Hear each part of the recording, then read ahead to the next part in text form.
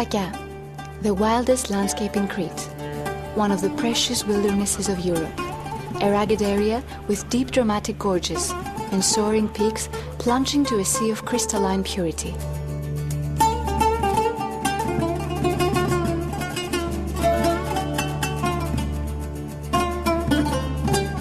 Sfakia is dominated by the White Mountains, 57 of whose peaks exceed 2,000 meters. Above the tree line and with little vegetation apart from spiny brush and alpine plants that bloom in the wake of the snow melt in spring.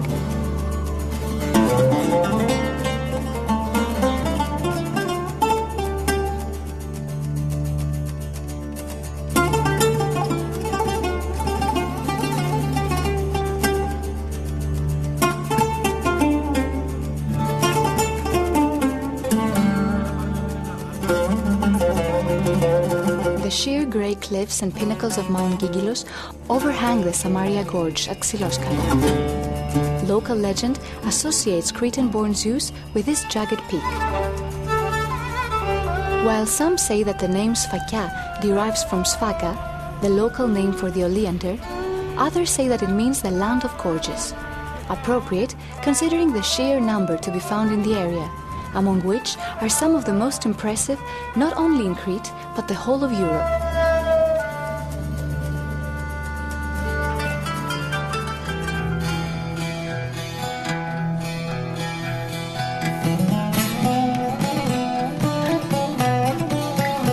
The most difficult gorges, like the ones of Tripiti or Klados, should only be attempted by fit walkers in the company of a guide. The one and only gorge, as the Sfakians say, is the famous gorge of Samaria. 16 kilometers long, the longest gorge in Europe. Its width varies from 3.5 to 150 meters, whereas its walls reach up to 500. Portes, the narrowest strip of the gorge, is one of the most impressive spots of the path.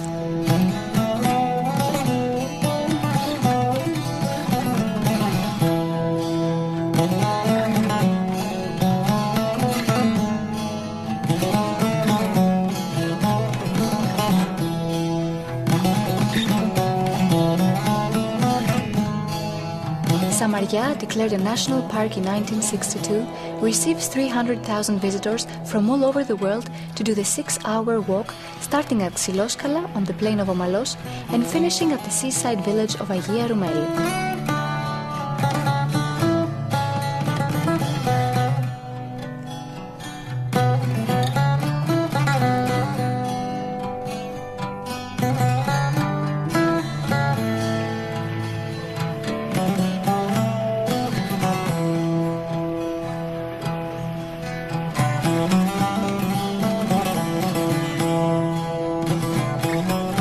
If you are lucky, you might catch a glimpse of the Cretan wild goat, krikri, and rare species of birds, chief of which is the bearded vulture, while all around are plants unique to the gorges of Crete. But the gorge has a human as well as a natural history. Until the 1960s, when the area was declared a national park, people lived in the village of Samaria, right in the middle of the gorge, making a living mainly out of woodcutting and beekeeping.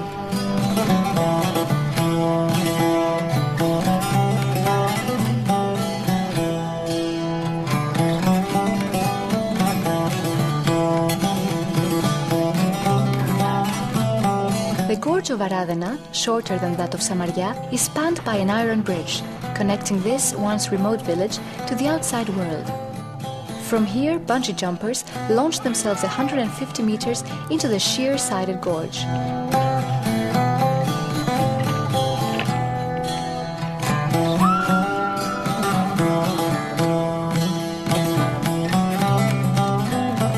Among the gentler gorges, which can be passed in just a few hours by those of average fitness, are those of Sfakiano, Imvrou, Asfendou and Kalkrati.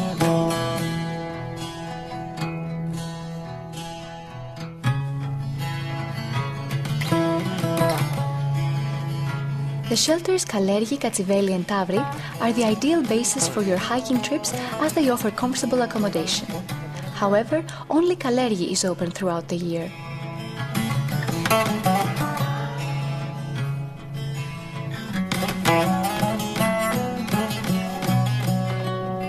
On your excursions around Sfakia, you will find that the landscape shelters many caves and gorges, most of which are still unexplored. Many of these were resorted to as refugees throughout the Venetian and Turkish periods, and again during the Second World War.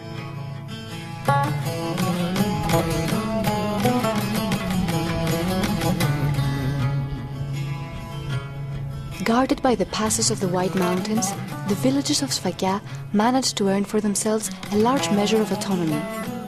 While experiencing depredation and slaughter, they were never enslaved.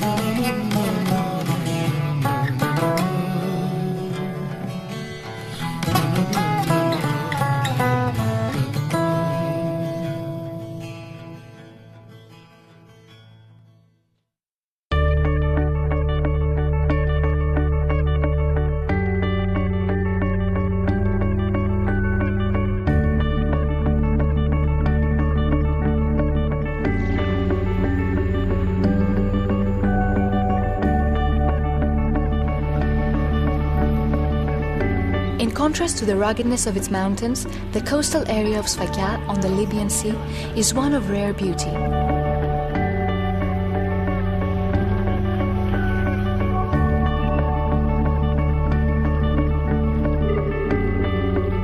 An unending series of coves, bays, and sand and pebble beaches at the end of gorges.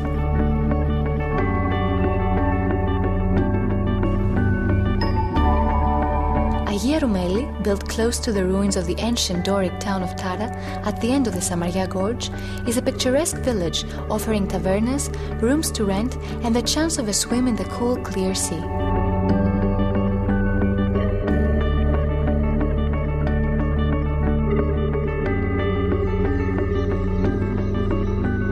Even though it is not connected by road, you can visit Roumeli by catching the ferry boat from Souia, Paleochora, and Chora Sfakion. East of Roumeli is Agios Pavlos, a beautiful, quiet place with its crystal-clear sea and perfect little 10th century Byzantine church perched right at the sea's edge.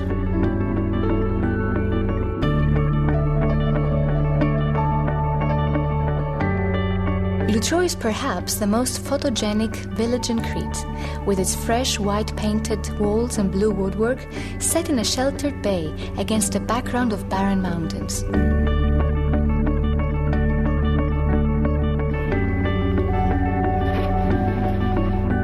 Once, under the name of Phoenix, it was the harbor town of Anopolis, almost 600 meters above, and was rich enough in Hellenistic times to issue its own currency.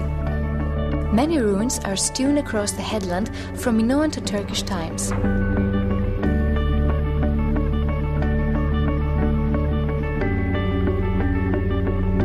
There are many small coves and beaches around Lutro.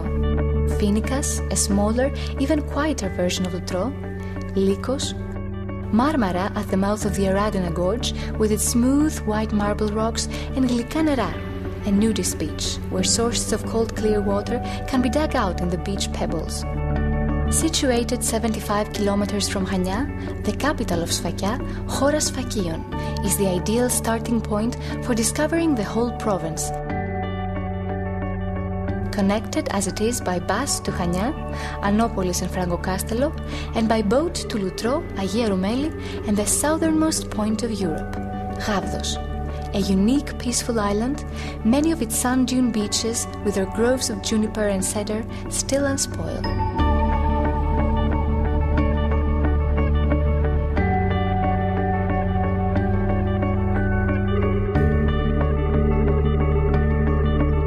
East of Chora Sfakion is Francocastello, with its forbidding block-like Venetian fortress. Beneath it stretches one of the most ideal and romantic beaches on the island, with unsurpassable views of the castle set against a backdrop of mountains and gorges. Not far to the east, the beach of Orthiamos is a place of wind-blown dunes, with wonderful views across the Libyan Sea.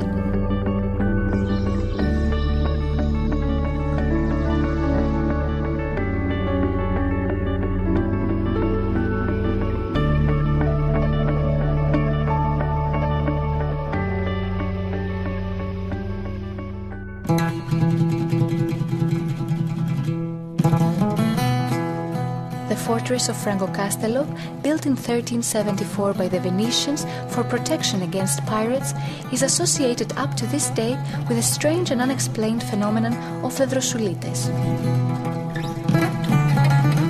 In 1821, in the little monastery of Panagia Thymniani, the island's revolution against the Turks was officially declared. In 1828, there was a terrible battle between the Turks and the Greeks at Francocastello.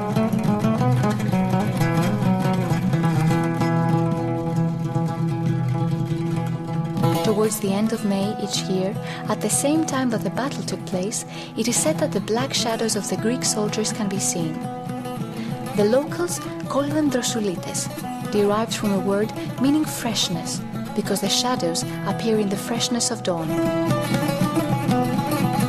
If you have the chance of visiting Francocastello in August, particularly at the time of the full moon, don't miss the chance of attending one of the concerts staged in the fortress. An unforgettable experience.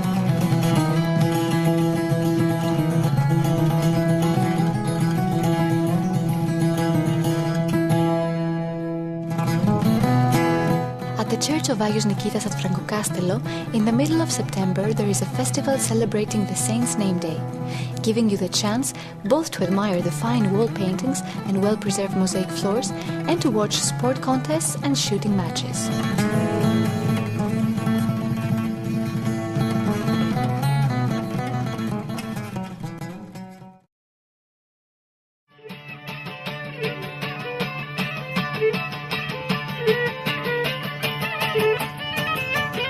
Owing to the ruggedness of its landscape and the bravery of its people, Sfakia maintained its freedom for a long time. So, during the Turkish occupation, the Sfakians were able to engage in trade, stock raising, shipping and piracy.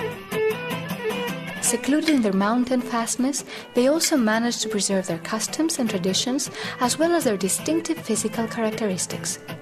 Tall, well-built and fair-haired, with blue or green eyes. Loyal to their customs and traditions, many Sfakian men still dress in the traditional costume. High black boots, wide fawn trousers and black head covering. In Sfakia, Cretan dances and songs flourished. It is an area rich in tradition and history.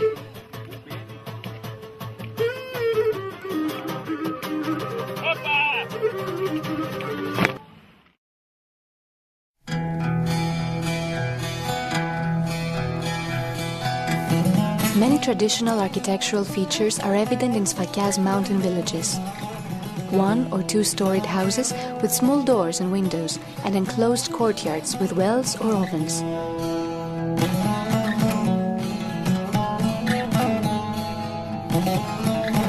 The so-called mitata of the high mountains, dry stone domed buildings used by shepherds for accommodation and for the production of cheese, are of particular architectural interest.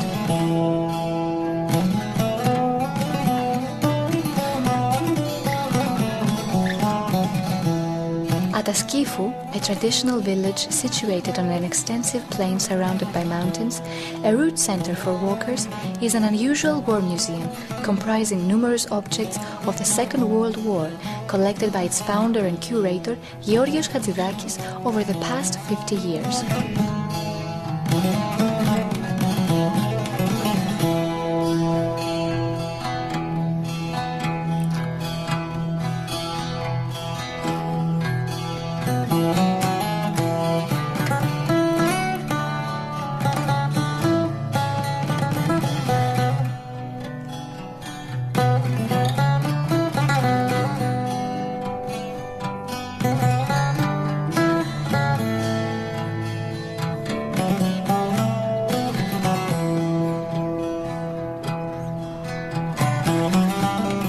In the deserted village of Aradena can be found the Church of Archangel Michael, dating from the 14th century, with its unusual dome and beautiful wall paintings.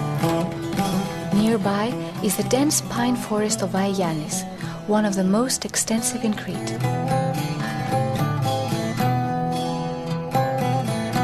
Southeast of Aradena lies Anopolis, known as the hometown of Ioannis Daskalogiannis, who led the first organized uprising against the Turks in 1770.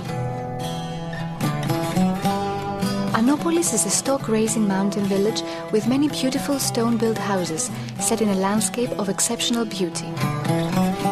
From the little church of Agia Ekaterini on the edge of the plain, where there are sweeping views over sea and coast. One of the most important local benefactors was Georgios Xenoudakis, the first Cretan representative in the Greek parliament in 1881, who generously funded the building of all schools in all the Sfakian villages.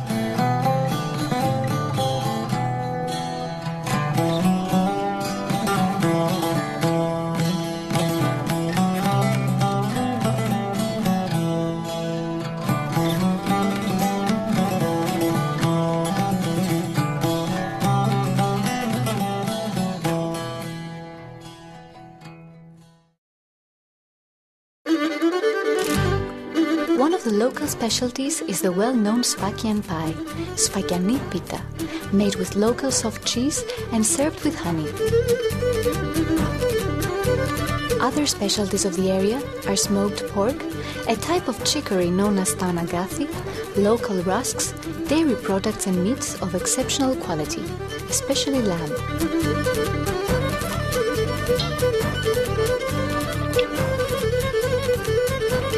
One tradition that demonstrates the solidarity and cooperativeness of the Sfakians is the shearing of sheep, in which all the inhabitants of the village partake.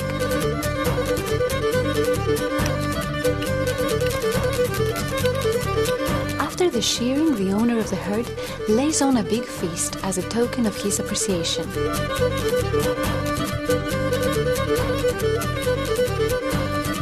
Recently, the village of Kallikratis has become the venue for the Kallikratia, a series of summer events including sporting contests centering on the feast of the Sfakian pie.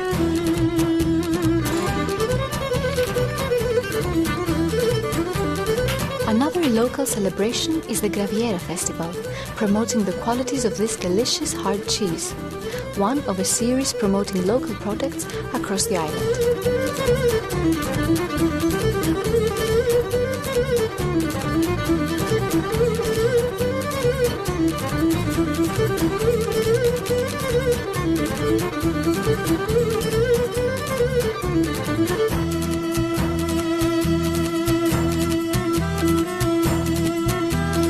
Sfakia is a special place, wild and fascinating, which has managed to preserve its local color and its uniqueness. Just as the imposing white mountains display the grandeur of nature, the Sfakians themselves impress with their pride and nobility.